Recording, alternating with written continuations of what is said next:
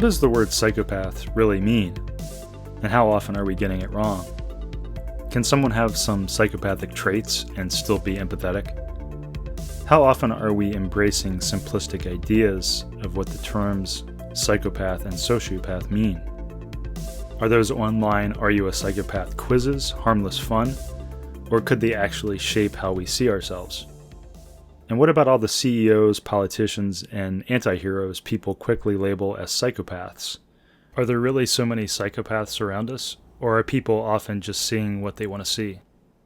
In this episode, I talked with Dr. Nadja Haim, a researcher who specializes in psychopathy and the other so-called dark personality traits. We explore the myths, the science, and the nuance, from the difference between traits and full-blown disorders, to the surprising ways environment and upbringing can shape these behaviors, to what her research says about the so-called dark empath. If you've ever wondered where science ends and pop culture fantasy begins when it comes to psychopaths, I think you'll like this talk. I sometimes share interviews from my back catalog that I think were interesting but that were aired when I had a much smaller audience. I had this talk with Nadja in early 2023. A quick personal note, I recently moved to New York City and I don't know that many people. If you'd like to meet up and grab a drink or some food, let me know. You can reach out to me on the contact form on my podcast site, behavior-podcast.com. Okay, here's the talk with Nadja Haim. Today's episode is about psychopaths and psychopathic traits. I talked to Dr. Nadja Haim, that's H-E-Y-M, who is an associate professor in personality psychology and psychopathology at Nottingham Trent University in the UK. The reason I wanted to cover this topic was to examine some nuance in the area of psychopathy, and to get a chance to ask some questions I've just been curious about in this area, which is one of the reasons I like doing this podcast, getting to ask my ignorant questions of people who know a lot more than me. To take one example of something I've been curious about, I often see people throwing around the label psychopath in ways that seem simplistic and unhelpful. Clearly, as with a lot of psychological labels, the general public and entertainment media often misuse these terms. For example, we can see people calling random people psychopaths all the time, whether it's a politician they don't like or a CEO that's done some bad stuff. It's similar with how people throw around the word narcissist so much these days. But I also see people using these labels for themselves in ways that seem to me simplistic and a bit unhealthy. To take a specific example, I've seen people take online tests that are meant to tell you if you have psychopathic traits, and then they use the results of these tests, which are often pretty simplistic, as evidence to say things like, yeah, I'm a bit of a psychopath. And some people even seem to take a bit of joy and pride in that, which I think reflects our cultural love affair with villains and anti-heroes. And I'm interested in how the self-labeling can be self-restricting in various ways. If someone thinks, hey, I'm a psychopath, that's just the way things are, or if they even take a little pride in it, they're not going to be very incentivized to change. And that also gets into questions I have about how much of these so-called psychopathic traits are simply aspects of immaturity, in the sense that sometimes when we're young, we have a hard time caring about other people. Or how many of these traits might be just due to people disliking other people and having some antisocial tendencies that they can then interpret as something that they can't help, as something intrinsic and unchangeable about them. And then, even apart from the loose ways that us regular people can use these terms, which isn't surprising, even some pretty knowledgeable people and experts seem to use these terms in some seemingly cavalier and loose ways. I recently read John Ronson's book, The Psychopath Test, and in there he describes Robert Hare, who is well known for developing the mainstream definition of what a psychopath is, talking very cavalierly about people around him who might be potential psychopaths. In one scene, Bob Hare tells the author that a hotel employee who acts a little rudely might be a psychopath. As Hare tells the author, a lot of psychopaths become gatekeepers, concierges, security guards, masters of their own domain. They talk about this for a while, and Ronson finds this interesting, but then later thinks to himself, was that a bit trigger-happy? Maybe the guy just had a long, bad day. Why did neither Bob nor I think of that?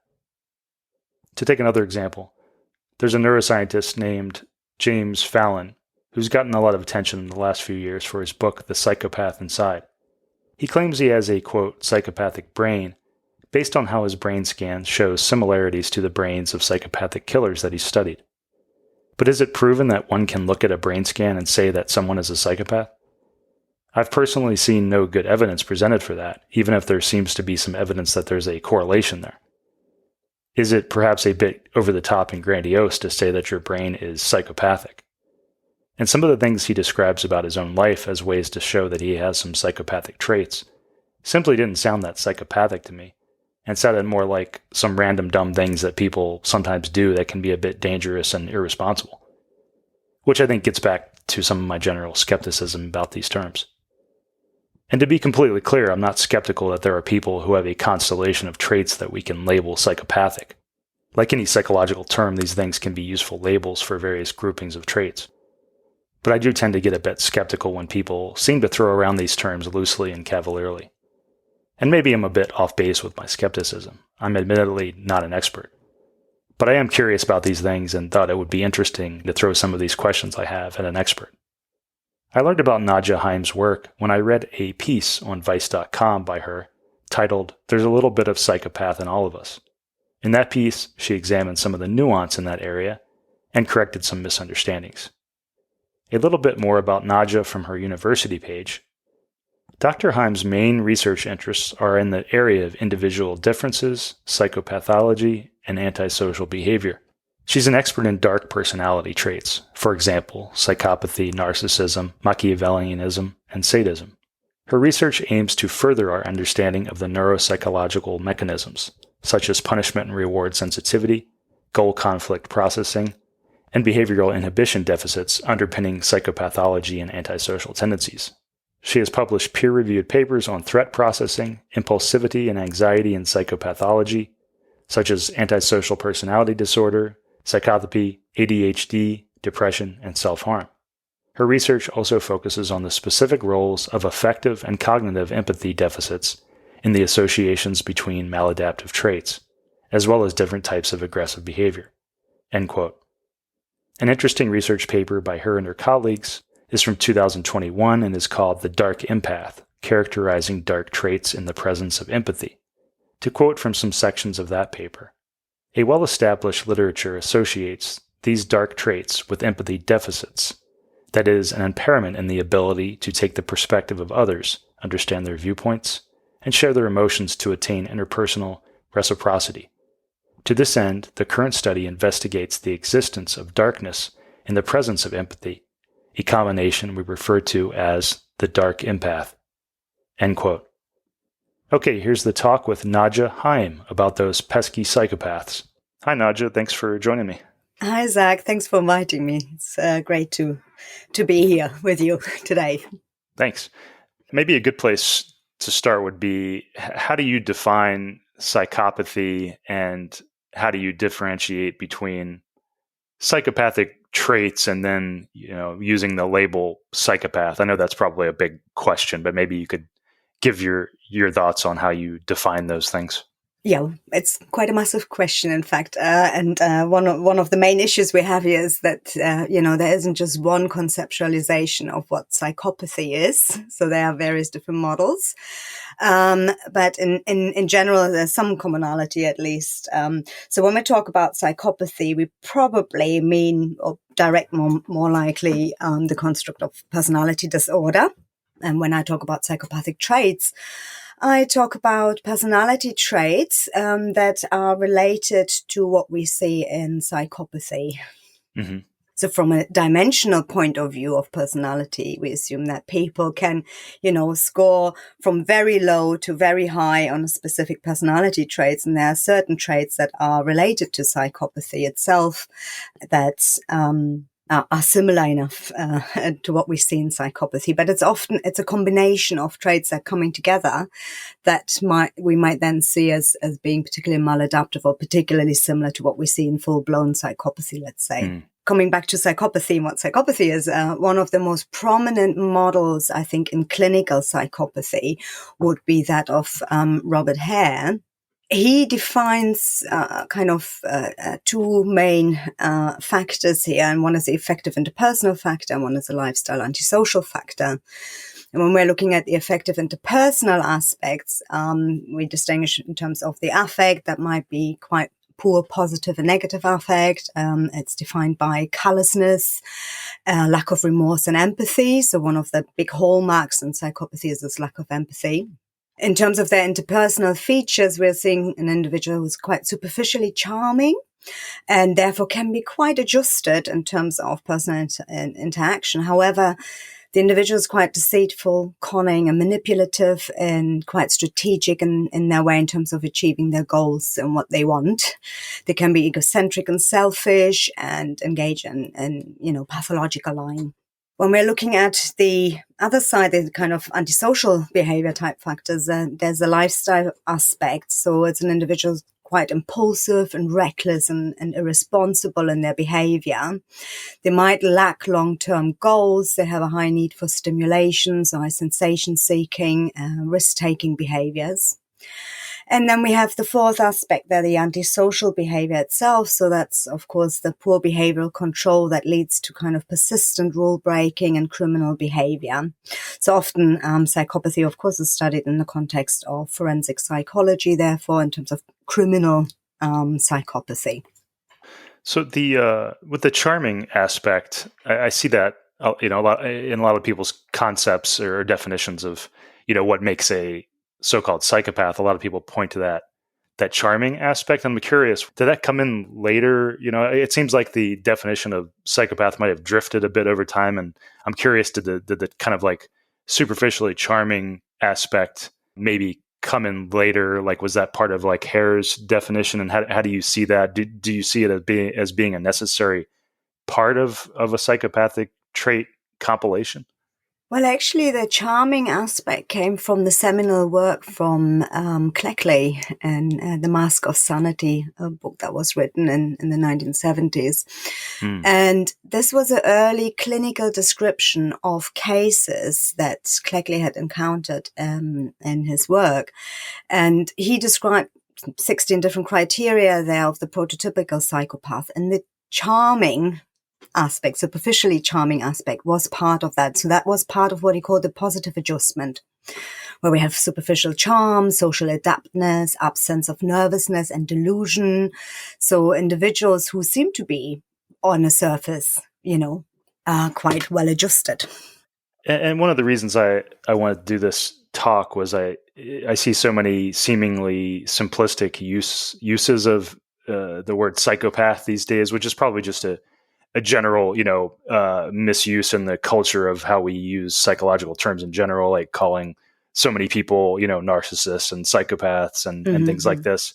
And, the reason I reached out to you was I saw your Vice article about, psychopathy being a spectrum, and we're all somewhere on that spectrum. And I'm curious, do you agree, that we seem to be misusing a lot of these labels, not just for what we call other people, but I've even seen people take these online tests that seem very simplistic to me about, whether it's about narcissism or psychopathy. And then I even know people that will like kind of self-label themselves psychopaths. And it just feels like there's this simplistic usage, which not only results in kind of mislabeling, miscategorizing people we don't know well, but also even miscategorizing ourselves, which can lead to, kind of a lack of willingness to change, or just being like, well, I guess I have psychopathic traits. And I'm curious, do you see some of that in the culture? Yeah, absolutely. Especially the term of narcissist is really, free floating around at the moment everywhere, isn't it? Wherever you look, you seem to be stumbling across it. And it's a little bit of a problem because, it's again that whole notion that we might want to differentiate between a personality disorder and traits. Right. And traits, narcissistic traits can be seen, and, elevated narcissistic traits can be seen in many people, just as we can see psychopathic traits elevated in everyday people. But it doesn't make them a fully kind of clinically diagnosed psychopath or someone with narcissistic personality disorder. The other issue is also that what we might need to think about is that psychopathy itself wasn't necessarily part of the diagnostic statistical kind of manual for a long time. It's only just been recently really firmly integrated in the fifth version of the DSM. And so the term psychopath nevertheless existed in the research literature for a long time. And in terms of diagnosis, one of the most kind of the gold standard diagnostic tool is again, has a psychopathy checklist. And in order to be diagnosed, you really got to hit a lot of points there. You really need to, there are 20 items across which, you need to score quite highly to be diagnosed as a psychopath. And the psychopath itself is a very dangerous individual. Yet we can, for each of these points, we can look at some traits that might be related to these behaviors. So, one of the points would be the glibness and the superficial charm again, and of course there are many people who are very charming, but that doesn't make them a psychopath. It's the accumulation of different aspects coming together that might make a toxic mix, or problematic mix that leads to more maladaptive forms and more kind of, disordered behavior in the end. Mm-hmm.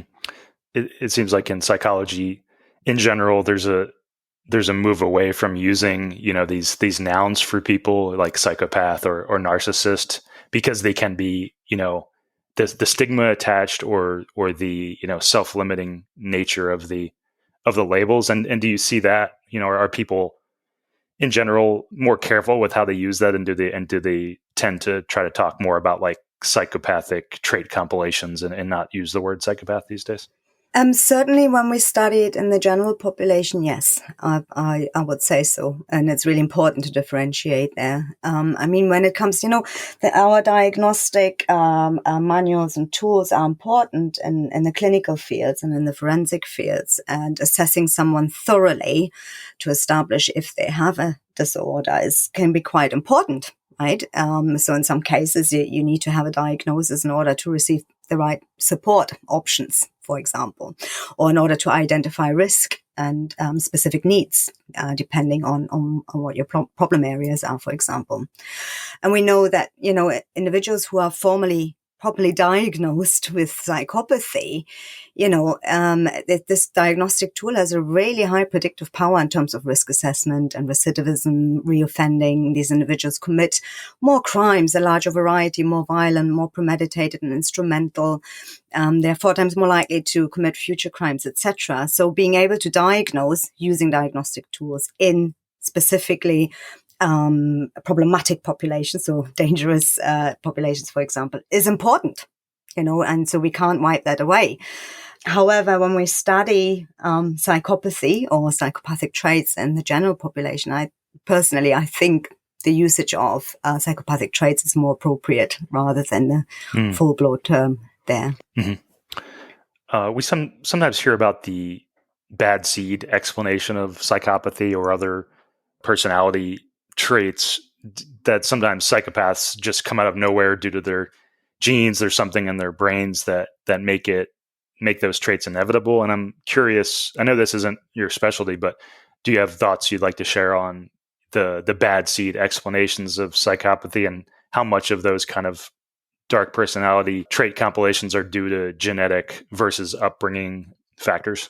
Well, there's quite a lot of research around the genetic underpinnings and brain abnormalities, let's say, linked to psychopathy. And, it's not weak evidence. So there's certainly plenty of evidence around there showing that there might be some genetic predispositions and that there might be brain differences in psychopathy. Mm-hmm. But generally with all personality traits, we assume some kind of heritability. We assume some kind of brain or biological markers that underpin personality traits. And in the same way, we would assume that for personality disorders, they're at the extreme end of personality traits, because we're taking this dimensional approach where we say right at the extreme ends of certain traits, we see problematic behaviors maybe. And it's not really a matter of, there's one gene, and if you've got that gene, then that's it, right? So the explanations are more around a combination of genes, a combination of maybe neurotransmitters, combination of brain abnormalities and brain function that might combine into that one profile or that one kind of construct that we see at the other end. Mm-hmm. And one thing I often wonder about these dark personality traits, I'm a big believer in the impact of the environment and even less obvious impacts. For example, we tend to think of abuse as the more obvious forms of abuse, like the physical, the sexual, the extreme psychological. But personally, I think that there's this whole realm of less obvious psychological or abuse or neglect that's, whether it's purposeful or not, that parents with various kind of personality defects, like, pathological narcissism, these things that don't rise to, being obvious forms of abuse, but that can mess up their children in various ways. And I think there's kind of a hidden epidemic of that kind of thing that, is not like it's purposeful. It's just ways that kids can get messed up by the psychological problems of their parents. And that can be hard to see and also just hard to talk about because, we don't want to imply that is a malicious thing the parents are necessarily doing. But I'm curious if you'd agree that, do you think that could be some of the cause of some of these antisocial personality traits that get, lumped into the psychopathic barrel, even if those, like you were talking about, can have some genetic predispositions. But I'm curious if you see the environment there as having a big amount of influence in ways that aren't even obvious. Absolutely. There's, no two ways about it in terms of, antisocial behavior itself, never mind whether with or without psychopathy. Antisocial behavior has quite a strong kind of environmental impact there, or predictors there. So it can be a combination. So you might have some genetic predispositions, and then the environment in which you grow up might then really shape the expression of these predispositions and whether they come to show some kind of full-blown problematic behavior. So, for example, in terms of psychopathy, when we study these traits in children, we talk about colors and emotional traits. A note here. I myself wasn't sure what Nadja was saying here, so I thought I'd clarify. She was saying callous and unemotional traits, also known as CU traits for short. This is a label for traits that's often used in research of antisocial behavior. Back to the talk.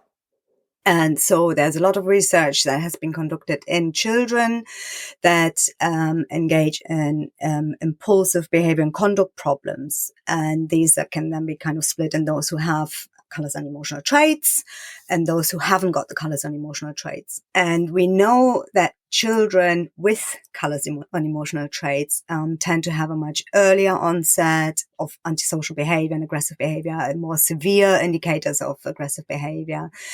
It tends to be much more stable over time and is less treatment responsive compared to those kids without those CU traits.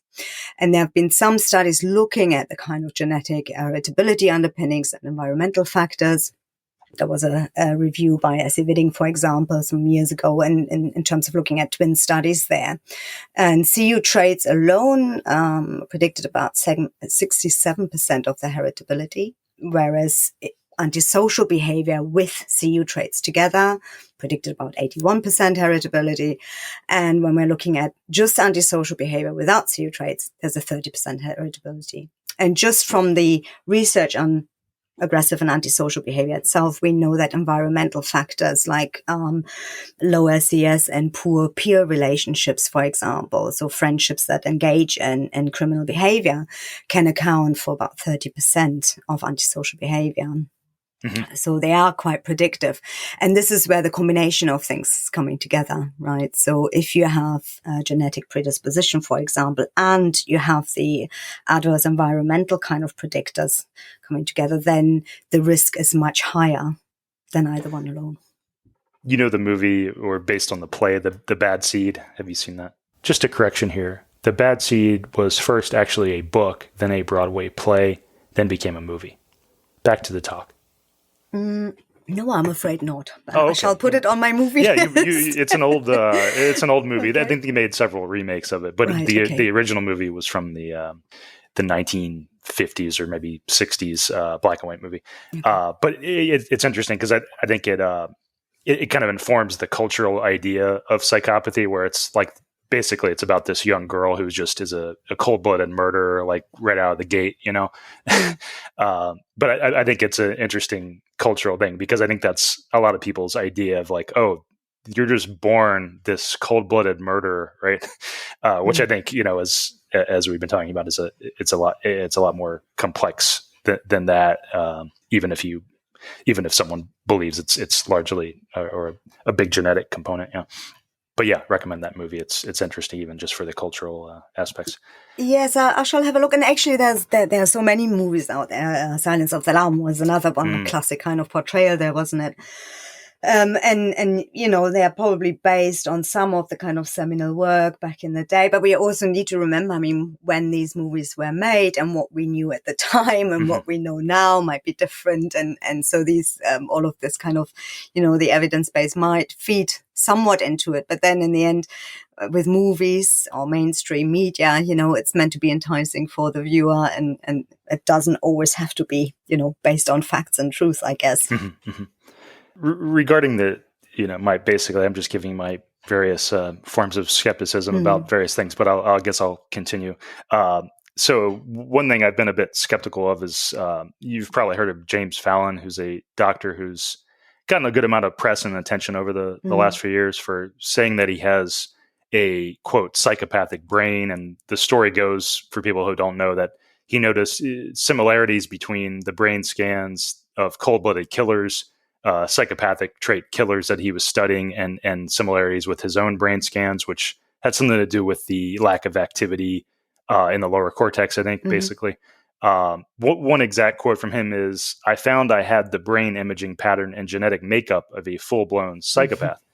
And I'm admittedly an amateur on these things, but the reason I was skeptical of some of this is that I haven't seen any specific proof that you can definitely say, if you have this type of brain scan, you are high in psychopathic traits. I get that there can be correlations there, but to say that I have a psychopathic brain just seems like a very certain way to phrase it, and I just haven't seen that kind of evidence that, for example, like, can you have that type of brain scan and be high in empathetic traits? Like, I haven't seen much about that, and I'm curious. I know that the neuroscience aspect isn't your specialty, but I'm curious if you think it's okay to, or justified for me to be a bit skeptical of that certainty there. No, absolutely, it's justified. I think I'm assuming he himself is skeptical about it as possibly as well. You might see some genetic makeup that might be similar or that might be common across individuals. But as we just said, the nature nurture issue, the interaction between factors and combination of factors that are coming together is important. And I think, in some of the podcasts that James Fallon did, he was talking about, he had a really good upbringing, he had a healthy family relationships, and, he had very nurturing environment as he grew up. And that was probably a good protective factor for him, even if he had some genetic predispositions or some, brain imaging kind of patterns that might be similar to what we see in psychopathy. But clearly in his case, his social and interpersonal functioning has been preserved, presumably. I'm not sure whether he ever did a full diagnostic test, but I'm pretty sure he, wouldn't quite qualify as a fully diagnosed criminal psychopath. So yeah, he had those protective aspects. And that's coming back to you. You were talking about adverse childhood experiences and childhood abuse. And there's, evidence out there showing that individuals with psychopathy were more likely to have some kind of traumatic experiences. But all of this, again, goes also back to our conceptualizations of psychopathy and the different types that are out there, because we are not necessarily always assuming that psychopathy is a homogeneous kind of construct. But some people differentiate between the primary and the secondary psychopath, for example, are slightly different. And socioeconomic status, trauma, adverse childhood experiences, etc., seem to be more prominent in what we call the secondary psychopath, which is probably a bit more similar to what we have in antisocial personality disorder. So we're seeing someone who's highly impulsive and has difficulties in terms of their behavioral control, for example. And that might not be the case for him, as he seems to be behaviorally really, probably well adjusted. And he might show some of the emotional detachment aspects, maybe some of the affective or interpersonal aspects, but he might not see the problems that we have in the lifestyle and antisocial factors in terms of that reckless style, that constant need for stimulation or poor behavioral control that then is more likely to lead to antisocial behavior. Yeah, and to be a little bit more specific, I guess it's strange to me I just haven't seen, and it may just be because I'm ignorant of the area, but I just haven't seen a proof saying like, if you have this kind of brain scan, like you will, you definitely have a what we could call a psychopathic brain, even if you've gotten good things to balance out. It's almost like, to me, the more accurate way to phrase it would be, I have a brain that has traits that is more likely to be correlated with, these antisocial or psychopathic traits. In other words, like, I haven't seen a proof that like one can have that brain scan and then we find that they actually have a lot of high empathy traits, But I think it's the difference between like the correlation and like boldly stating that I have a psychopathic brain that seems a little bit overly certain to me. But it might just, maybe I'm just ignorant of the amount of proof that's gone into that or something. It probably is, and I think the issue is here. If you try to explain it properly, it takes a lot more words. Right. As we've just seen, when you try to put it into the correlational kind of explanation, it really requires much more explanation because of the complexity of the issue, right? And so sometimes to make just that kind of heading news, people might use a shortcut to grab attention, and hopefully they will then use the space and the attention they get to clarify exactly what they mean. And so, of course, when we write papers, academic papers, for example, we think very carefully how we state things. When things are being translated into media, it often pops out slightly differently. And to make it more understandable for people, for example, in terms of using lay language rather than academic language, or to make it, shorter, briefer, rather than giving a long spiel of explaining the exact complexities that might be involved. And sometimes that might come through. So, you were talking about earlier in terms of the conversation piece where I referred to a spectrum in that piece. And that was actually, I would have preferred the term dimensional, right? A dimensional construct rather than spectrum, because even spectrum, the terminology is not particularly the ideal case to use here. Right. But it was used because of trying to put it in lay language that people may be more likely to understand and incorporate in their everyday usage of language. Yeah, that's a good point. Even the spectrum lends more nuance, but it's still a simplistic idea of so many of these things because, as you say, it's a multi-dimensional matrix of some sort that we don't really understand. Right? Absolutely. It's a very difficult combination of many traits coming together. It's not just one trait, it's many traits coming together and in a multidimensional space. And this is where the complexity lies. And actually, because psychopathy is not a homogeneous construct, it might be a different combination of traits coming together that are not always exactly the same, right? So we've been talking about the hallmark of the lack of empathy. And then more recently, we have seen in our Dark Empath paper that you referred to earlier that, there are some individuals who have elevated dark traits, so psychopathic, narcissistic, Machiavellian traits, but they show really high levels of empathy. And actually, probably in terms of everyday interaction in society, they might possibly be a bit more successful, a bit less antisocial, and perform better. So in terms of the analysis we did, we saw that they are more extroverted, for example. We see they are less aggressive than those with dark traits and low levels of empathy, right? So we see, depending on the combination of those dark traits and whether you have high or low empathy, we already see different outcomes there. Mm-hmm. Do you see the dark empath kind of traits? Is that more likely to be tied to some sort of abusive or neglectful childhood where somebody basically enjoys or has a animosity towards other people, so because it seems like that the logical way that could come about is you have some sort of you're normal. You're normal in the sense that you can have empathy for other people, but maybe you've had some experiences that made you kind of high animosity or kind of enjoy, putting people down or seeing them, suffer a little bit or something. Do you think, is that part of what your research has been about, or do you go into that? Possibly. I mean, the dark traits, because they have that kind of callousness and that kind of maybe being less caring about others might show that, and then the capacity to empathize might put a slightly different slant on it. So, if you completely lack empathy for other people, you might not understand that they're distressed. So you might not have a kind of inhibitory mechanism to tell you that, wait a second, somebody is really sad or frightened or upset.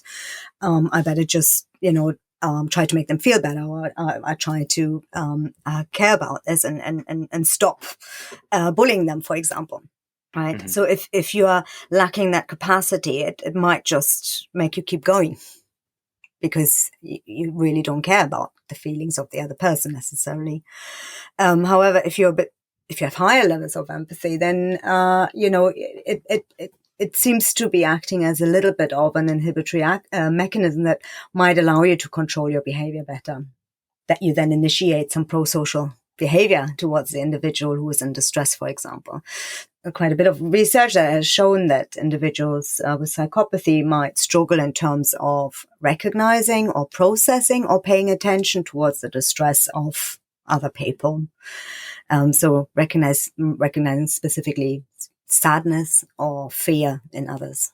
And that has always been used as an explanation why they are so antagonistic and why they are so aggressive towards others. Whereas like a dark empath might be somebody that actually can feel the other person's pain and actually can maybe enjoy that in kind of a sadistic sort of way. Is that accurate to say? Possibly. Some of them. I think sadism is in itself, again, slightly different to psychopathy, I guess. But so we don't know the exact mechanisms in terms of sadism. But one assumption would be that sadistic individuals might enjoy the pain. Well, they enjoy the humiliating others and seeing pain in others. So which makes you think that they must be able to process that pain in others somewhat. Mm-hmm. Mm. Do you see, so one thing I see around us is kind of a cultural love affair with psychopaths, in the sense that we have all of these movies and shows where the protagonists are pretty bad, antisocial people.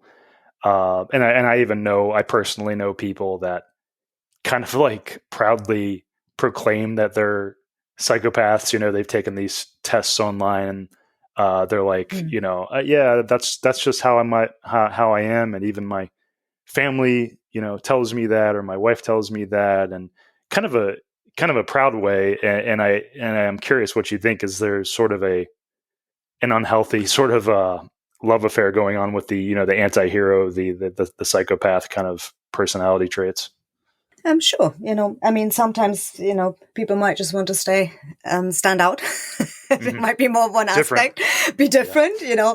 And there's this whole notion about, girls like bad boys type aspects, and maybe because they're associated with more sensation-seeking, adrenaline junkies, with more exciting lifestyle, fast-paced lifestyle, these kind of things, and that might make them more excitable, I'm not sure. But to be fair, research shows that in terms of long-term mating preferences, I think the more stable and safe, secure options are preferred to have family relations with. But, there might be that thing whereby, people want to be cool. And in terms of being cool, you must be a little bit of bad. And people don't want to give a fuck. They always say I give no fucks kind of thing, Yeah. But that might also just be a wall, a barrier, an emotional kind of, don't come too close to me. You don't know, what might be the motivation for people in terms of saying that or being like that. But in some individuals, you truly have that I give no fuck situation. And they're the ones that might be dangerous, because they're the ones that really won't care about hurting you. Like you say, online, especially when people are always insulting each other online, there's that, people can say things they really don't mean, in the sense that, like, I don't care what anyone thinks about me, and it's really just a protective thing to say your words are not going to harm me. But yeah, my joke about that is, who really doesn't give a fuck is psychopaths. They truly don't. Yeah. Anyway, so I'm curious. Do you see a link with autism? Because I was reading some articles about people that were self-proclaimed psychopaths, and one article in the independent newspaper online was someone admitting that they didn't care about the Holocaust and admitting to kicking their dog. And it made me think, like, this person just sounds like really autistic, like in the sense that they would be even willing to say that publicly. Made me think, and then that got me down a rabbit hole of people, they overlap sometimes of the autistic and psychopathic traits. And I'm curious, do you have any thoughts on that? No, I see them, but yes, I have thoughts, but no, I don't see them as being similar. I see them as very different, in fact. I think in terms of the empathy capacities or deficits, is in autism we see a lack of cognitive empathy. So that's the kind of theory of mind. So the mentalizing thing that other individuals might have a different kind of mental state to your own, and that's somewhat quite different to what is more the problem seen in psychopathy in terms of their affective deficit, as in I can't feel what you're feeling. Right. So one is I don't understand what you're thinking. And that makes it difficult for me to navigate in the world because I find it difficult to predict your behavior, which we might see in autism. And whereas in psychopathy, it's more a matter of I don't feel what you feel. I don't understand what you feel. I don't care about what you feel. And therefore, it's okay for me to hurt you. So it's a very different aspect there. And this is, I mean, that there's been some very old kind of studies that try to equate the two, but it has been mainly kind of debunked nowadays, and we see really truly very different patterns of underpinning mechanisms, for example, or different kind of correlates and relationships for autistic traits as opposed to psychopathic traits. So I would really try and keep these separate as much as possible. Well, do you think it's possible some people are just misdiagnosing themselves then when somebody reaches out to a journalist and says, I'm a psychopath? And I think we have to be more skeptical of these kinds of things because, for example, there's this book by it's an anonymously published book that's pretty popular, and it's I can't remember the name now, but it's by a self-proclaimed psychopath. And I read some about this book, and this person's online and has a online following, but they're a very unreliable narrator. Like, some people think they just made up their past, for attention to sell books. Some people think they're just a narcissist who likes the attention. So I think when I read some of this stuff, especially about the self-proclaimed psychopaths or any self-proclaimed, any kind of category, I guess, I think I don't know if you would agree that we should be a little bit more skeptical because the self-reporting aspect of these things can be, I think we're a little bit too trusting where we're like, oh, they said they're a psychopath and they're telling us how it is to be a psychopath. And yeah, I think we should be a little bit more skeptical and take things with a little bit more salt, maybe. Yeah, absolutely. Unless you have had a full diagnosis using a properly validated psychometric tool to do so. I don't think, you can self-label or should self-label in any case. And the problem is we generally, we always see a list of symptoms and we say, oh yeah, that might apply to me. That might apply to me. So I always say that to my students. And when I teach them about psychopathology, I say, we will go through various different disorders. You will see some symptoms and you might kind of almost tick for yourself those boxes, but please just avoid self-diagnosing. Because it's not okay. We shouldn't be doing that. That there are tools that do that properly. But even, as with any psychometric measure, it gives a probability, let's say, but it's not always 100% accurate either, right? So some are more validated than others. Some have stronger research kind of evidence behind them to be strong psychometric tools than others, etc. So with all of this, we have to be really careful, to be fair. And for for any diagnosis, it requires an experienced person who have been highly trained to know what they're doing, to diagnose someone properly. And these are experts. These are people who know what they're doing. So any self-diagnosis is always dangerous. And the stigma that one might attach, or with that labeling that comes with it, it can be, dangerous as well. As you said, in terms of self-fulfilling prophecy, in terms of, how we interact with other people, how other people will start interacting with us if we say these things. Right. Yeah. That it gets into that, that kind of self-limiting aspect where, at certain points in my life, like, flipping through various DSM kind of categories, at certain points in my life, I've thought I've had, I thought I was a borderline personality disorder. I thought I was a avoidant personality disorder. I could have really embraced the, super depressed label because I have taken, I was really depressed at one point in time. I've had general anxiety and used to take medications for bad anxiety.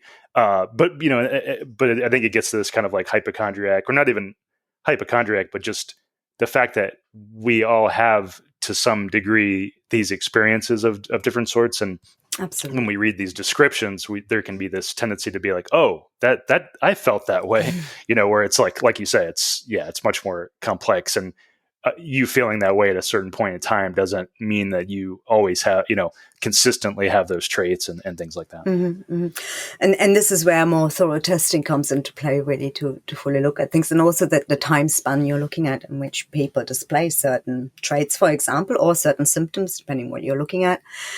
And that again, is qualified by the diagnostic tools in terms of, what's the time span looking? Because of course we might all feel sad when we had sad experiences. It doesn't mean that we are necessarily depressed, and what depression means a lot more than that. And it's a combination of many things coming together, that qualify as depression, anxiety, whatever it might be. And so, the same for psychopathy. You might be in some situations a bit callous, because for whatever reason you have to, but it doesn't mean you're a psychopath. And sometimes we might suppress our emotional response towards others because we need to, get something done. And it doesn't mean we are a psychopath necessarily.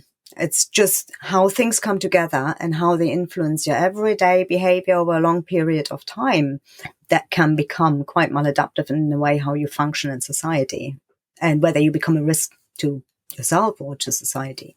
Do you think can some psychopathic seeming traits, especially in younger people, just be a sign of a combination of basically immaturity and childlike selfishness, and maybe combined with, a rough childhood? And to give a specific example, I was sometimes I watch these interrogations of killers, and I was watching one about a kid who killed his dad and two brothers, and it was he was a high school kid, and I think there would be a tendency to say this kid is a psychopath. He probably met all the traits, but then like the more I learned about the case, like his grandfather, after he had killed his family members, his grandfather said that the dad had been psychologically abusive to him, and he was actually defending the son's, messed up mental state. And it got me thinking, like, some of the things that we can perceive as psychopathic could just be due to like almost like a child, like, we all have that remembrance of being a child and being like, I'm suffering. How can I solve it? I'll think of some simplistic solution that, just makes things worse. And I wonder, how much of these things, and it's not like it was like this well executed plan. It was like he immediately got caught for it, and he clearly like was just a really kind of dumb kid in a way. And it got me thinking, is that psychopathy? Can we say for sure? Is it possible that he was just in a really dark place mentally, and that was like the only way his dark suffering place and knew to get out of this situation. Things like that. Do you see some of this nuance for some of those, especially for the young kids? Absolutely. I mean, the problem is that when we're looking at children or adolescents, we shouldn't be really referring to psychopathy in the first place. Like with antisocial personality disorder, psychopathy, etc., we're looking at least 18 years of age before we're starting diagnosing, because the assumption is that during childhood your personality still develops and it manifests into something that there is in adulthood. And this is why a lot of the research tends to refer more to colors and emotional traits in children rather than psychopathy. Okay, so that's the first thing. So even from a kind of ethic reason, I would not like to label children as psychopaths, and try to stay away from that. Okay, but yes, we might possibly see colors and emotional traits in some children that might be early indicators for a trajectory towards developing either antisocial personality disorder or psychopathy into adulthood. There's a risk. It's a risk. It doesn't mean it has to be that way. And yeah, with these kind of stories, whenever you read about crime and case studies and these things, you need to have sufficient detail to fully understand what underpins and what motivated their behavior, what drives their behavior, etc. And in this case, I mean, from a few things that you just said, it was probably somebody who's been abused for many years and who kind of reactively, kind of in terms of almost, defensively, may have resorted into killing their relative. To me, that may not be necessarily psychopathic in general, right, in terms of these features. But it'd be difficult to say unless you see to see all of the kind of complexities of the case to make a full kind of diagnostic evaluation of that person. Mm-hmm. Well, I guess, maybe that's a good segue into the general question I have about, it seems like in some cases we can make ourselves more psychopathic, or fate in some way, or a series of events can make us sort of more psychopathic. Like, for example, that the kid who shot his family, like, even, it seems like you could easily go down this path. Once you start doing horrible things, however it happens, it seems like you kind of, one thing leads to another kind of thing, and you kind of have built a, without trying, you've stumbled down a psychopathic kind of cascading pathway that where you have to live with the bad things you've done, and you've become desensitized, and that becomes your new normal or whatever. And maybe that's a place to segue into the questions I have about, some of these traits, like taking the psychopathic tests online. Some of the questions to me seem like I could imagine if you got into a really cutthroat business, let's say, like a really competitive career. Some of those paths seem to me to be more likely to instill traits that we would view as more psychopathic. So if you were like a high-powered lawyer, and I think you'd be more likely to answer some of those questions in ways that seem psychopathic, but it's just a way that they have to view the world in order to succeed. Like they have to focus on the results and not worry about people's feelings and these kinds of things. And I wonder if you see some of that, like that we can go down some of these pathways, purposefully or not, that kind of instill in us by pursuing a goal, or just by, a random series of events that kind of instill in us more psychopathic traits. Yeah, sure, of course. What we experience over time manifests into who we are, how we perceive ourselves, our self-concept, how we interact with other people, etc. If you've been hurt many, many times, you might try to toughen more up in relationships, for example, in order to avoid being hurt again. Right. Or if you've been exposed to severe trauma, for example, during childhood, that can have a huge impact on the way how your personality is being shaped.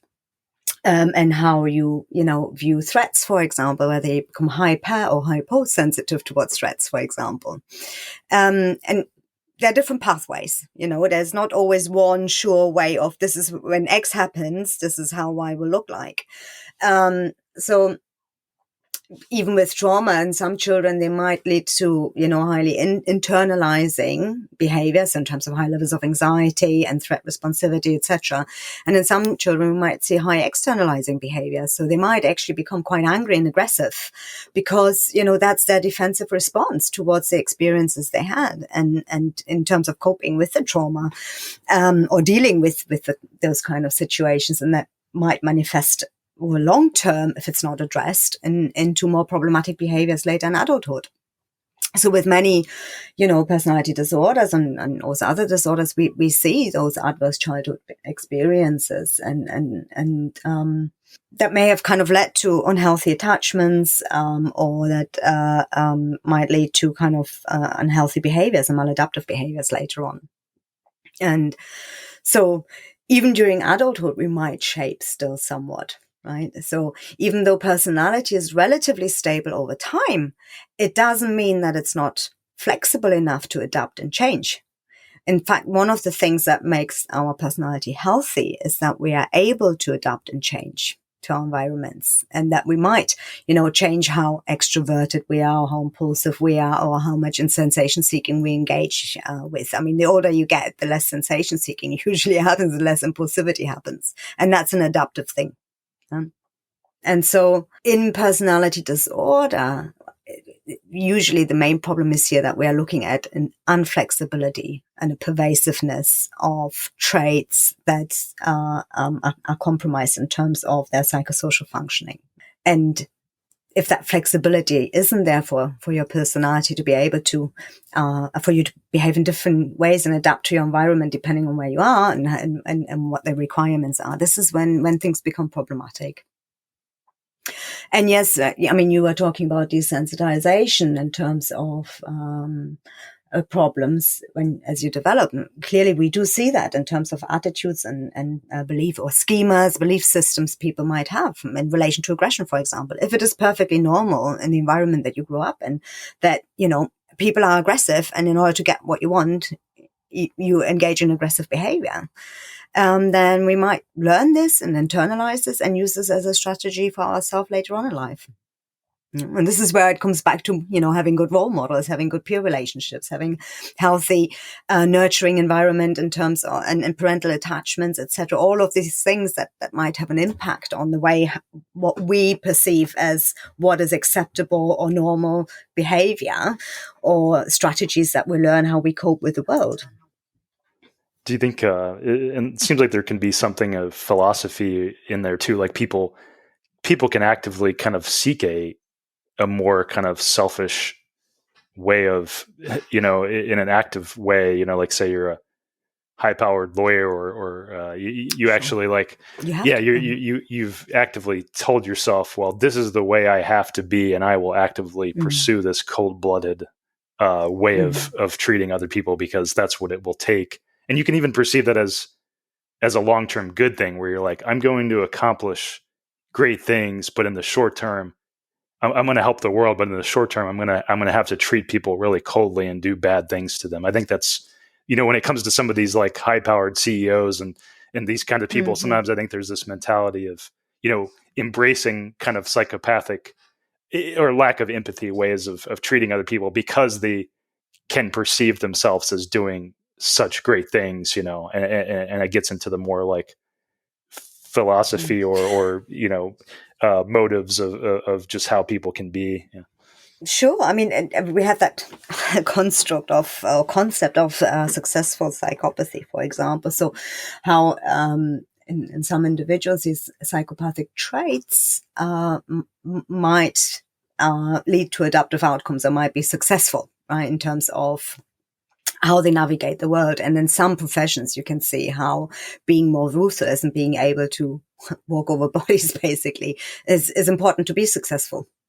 Right? So we do find more elevated traits in some of these professions you just mentioned, for example. So it is likely. However, on the other side, if you're a manager working in HR and it's really important that you're able to lead a team well, etc., then sometimes that can backfire. because if you need to have a team that can rely on each other and trust each other and hold each other's back, then, you need to establish those bonds in a healthy way. And by being ruthless and deceitful or instrumental in some way, it doesn't necessarily always work so well.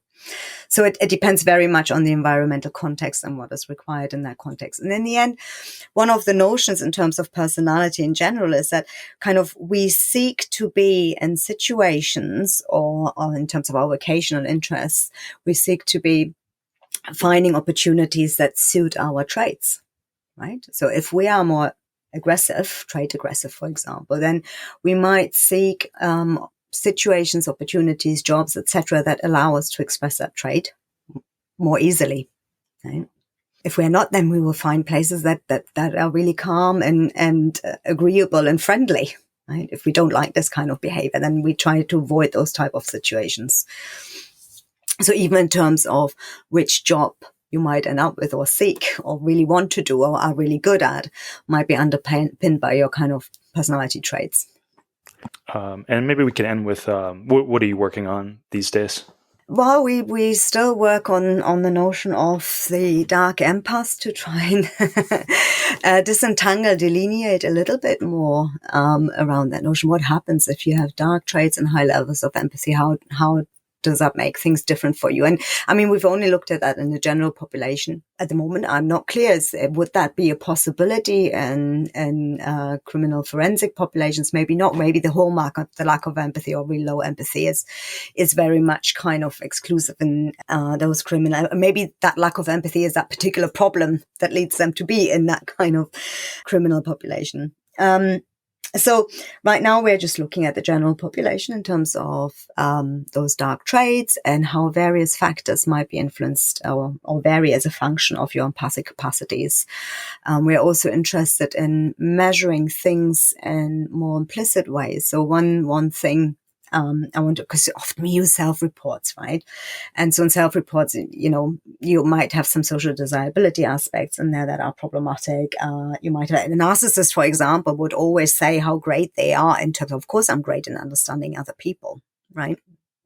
It doesn't mean that they are in reality. So we are trying to test various kind of experimental paradigms, for example. We also been working a little bit around identifying some kind of biomarkers or physiological algorithms, etc., that might be underpinning various mental health aspects, for example, not just in terms of psychopathy, but as early kind of indicators that might help to alleviate risk in mental health, for example. But yeah, it's trying to disentangle that complexity a little bit more and not making it just such a simplistic thing, but trying to understand more the different mechanisms that might be involved and how they might lead to different outcomes as well. Because we can't just chuck everything into one pot. Right. That's what I liked about your work, and what got me to reach out to you was your work in examining that nuance and the dimensionality there. Yeah. And thank you for coming on, and thank you for talking about these things, and thanks for your work. Thank you, Zach. It's been great. Thank you very much for inviting me. That was Nadja Haim, a psychology researcher who specializes in dark traits. If you're interested in her work, I'll put some links to some of her papers and writings on the page for this episode on my site, behavior-podcast.com. This has been the People Who Read People podcast with me, Zach Elwood. This is a podcast aimed at better understanding other people and better understanding ourselves. If you've enjoyed this podcast and want to support it, consider signing up for a premium membership, which gets you ad-free episodes and some other benefits. Go to behavior-podcast.com to learn more about that. Or if you'd like to just send me a gift, send me a message via the contact form on my site, and I'll send you my PayPal and Venmo information. Okay, thanks for listening. Music by Small Skies.